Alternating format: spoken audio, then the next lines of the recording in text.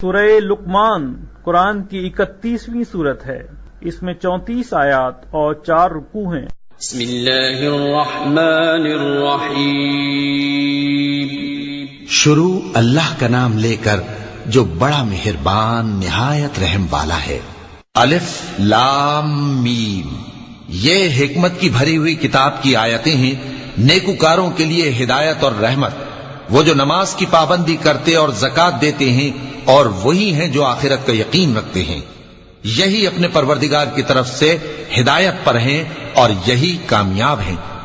اور لوگوں میں بعض ایسا ہے جو بیہودہ حکایتیں خریدتا ہے تاکہ لوگوں کو بے سمجھے اللہ کے راستے سے گمراہ کرے اور اس سے ہنسی کرے، یہی لوگ ہیں جن کو ذلیل کرنے والا عذاب ہوگا۔ اور جب اس کو ہماری آیتیں سنائی جاتی ہیں تو اکڑ کر منہ پھیر لیتا ہے، گویا ان کو سنا ہی نہیں، جیسے اس کے کانوں میں ثقل ہے۔ تو اس کو درد دینے والے عذاب کی خوشخبری سنا دو۔ جو لوگ ایمان لائے اور نیک کام کرتے رہے ان کے لیے نعمت کے باغ ہیں، ہمیشہ ان میں رہیں گے۔ اللہ کا وعدہ سچا ہے اور وہ غالب ہے، حکمت والا ہے۔ اسی نے آسمانوں کو ستونوں کے بغیر پیدا کیا جیسا کہ تم دیکھتے ہو، اور زمین میں پہاڑ بنا کر رکھ دیے تاکہ وہ تم کو لے کر ڈولنے نہ لگے، اور اس میں ہر طرح کے جانور پھیلا دیے۔ اور ہم ہی نے آسمان سے پانی نازل کیا، پھر اس میں ہر قسم کی نفیس چیزیں اگائیں۔ یہ تو اللہ کی تخلیق ہے۔ اب مجھے دکھاؤ کہ اللہ کے سوا جو ہستیاں ہیں انہوں نے کیا پیدا کیا ہے۔ حقیقت یہ ہے کہ یہ ظالم کھلی گمراہی میں ہیں۔ اور ہم نے لقمان کو دانائی بخشی کہ اللہ کا شکر کرو، اور جو شخص شکر کرتا ہے تو اپنے ہی فائدے کے لیے شکر کرتا ہے، اور جو ناشکری کرتا ہے تو اللہ بھی بے نیاز ہے، لائق حمد و ثنا ہے۔ اور اس وقت کو یاد کرو جب لقمان نے اپنے بیٹے کو نصیحت کرتے ہوئے کہا کہ بیٹا، اللہ کے ساتھ شرک نہ کرنا، شرک تو بڑا بھاری ظلم ہے۔ اور ہم نے انسان کو، جسے اس کی ماں تکلیف پر تکلیف سہ کر پیٹ میں اٹھائے رکھتی ہے، پھر اس کو دودھ پلاتی ہے، اور آخر کار 2 برس میں اس کا دودھ چھڑانا ہوتا ہے، میں نے تاکید کی ہے کہ میرا بھی شکر کرتا رہے اور اپنے ماں باپ کا بھی، کہ تم کو میری ہی طرف لوٹ کر آنا ہے۔ اور اگر وہ دونوں تجھ پر زور ڈالیں کہ تو میرے ساتھ کسی ایسی چیز کو شریک کرے جس کا تجھے کچھ بھی علم نہیں، تو ان کا کہا نہ ماننا۔ ہاں، دنیا کے کاموں میں ان کا اچھی طرح ساتھ دینا، اور جو شخص میری طرف رجوع لائے اس کے راستے پر چلنا۔ پھر تم کو میری طرف لوٹ کر آنا ہے، تو جو کام تم کرتے رہے ہو سب سے تم کو آگاہ کر دوں گا۔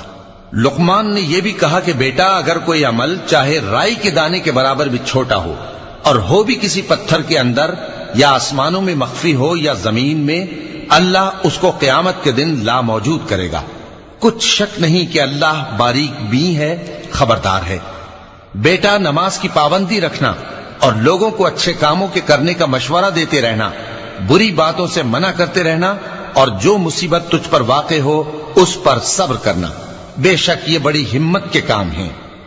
اور تکبر کرتے ہوئے لوگوں کے سامنے گال نہ پھلانا اور زمین میں اکڑ کر نہ چلنا، اس لیے کہ اللہ کسی اترانے والے شیخ خورے کو پسند نہیں کرتا۔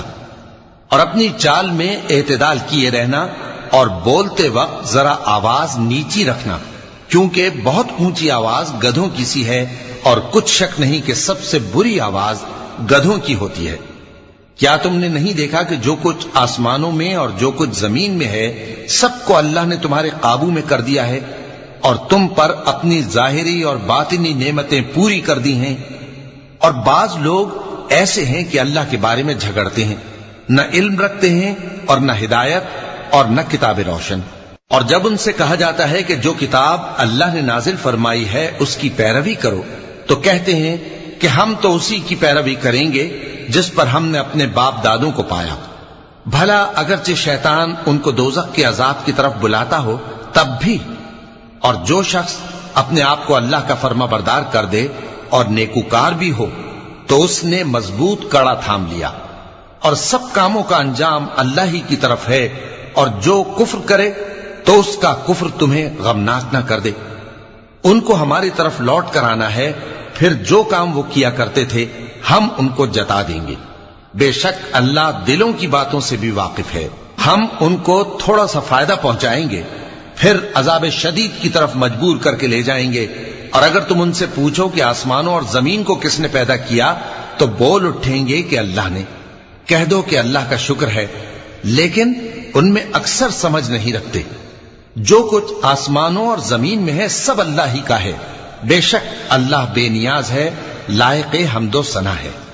اور اگر یوں ہو کہ زمین میں جتنے درخت ہیں سب کے سب قلم ہو اور سمندر کا تمام پانی سیاہی ہو اور اس کے بعد 7 سمندر اور سیاہی ہو جائیں تو اللہ کی باتیں یعنی اس کی صفتیں ختم نہ ہوں۔ بے شک اللہ غالب ہے، حکمت والا ہے۔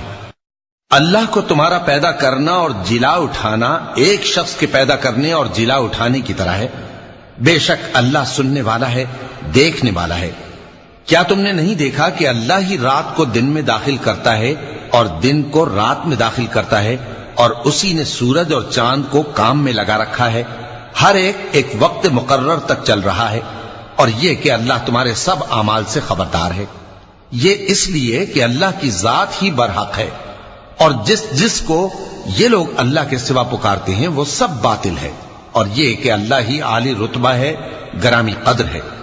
کیا تم نے نہیں دیکھا کہ اللہ ہی کی مہربانی سے کشتیاں سمندر میں چلتی ہیں تاکہ وہ تم کو اپنی کچھ نشانیاں دکھائے؟ بے شک اس میں ہر صبر کرنے والے، شکر کرنے والے کے لیے نشانیاں ہیں۔ اور جب ان پر سمندر کی لہریں سائبانوں کی طرح چھا جاتی ہیں تو اللہ کو پکارنے اور خالص اس کی عبادت کرنے لگتے ہیں، پھر جب وہ ان کو نجات دے کر خشکی پر پہنچا دیتا ہے تو چند ہی لوگ انصاف پر قائم رہتے ہیں، اور ہماری نشانیوں سے وہی انکار کرتے ہیں جو عہد شکن ہیں، ناشکرے ہیں۔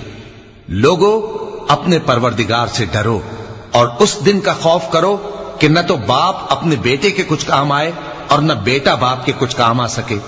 بے شک اللہ کا وعدہ سچا ہے، پس دنیا کی زندگی تم کو دھوکے میں نہ ڈال دے، اور نہ وہ بڑا فریب دینے والا شیطان تمہیں اللہ کے بارے میں کسی طرح کا فریب دے۔ اللہ ہی کو قیامت کا علم ہے، اور وہی میں برساتا ہے، اور وہی حاملہ کے پیٹ کی چیزوں کو جانتا ہے، اور کوئی شخص نہیں جانتا کہ وہ کل کیا کام کرے گا، اور کوئی شخص نہیں جانتا کہ کس سرزمین میں اسے موت آئے گی۔ بے شک اللہ ہی جاننے والا ہے اور خبردار ہے۔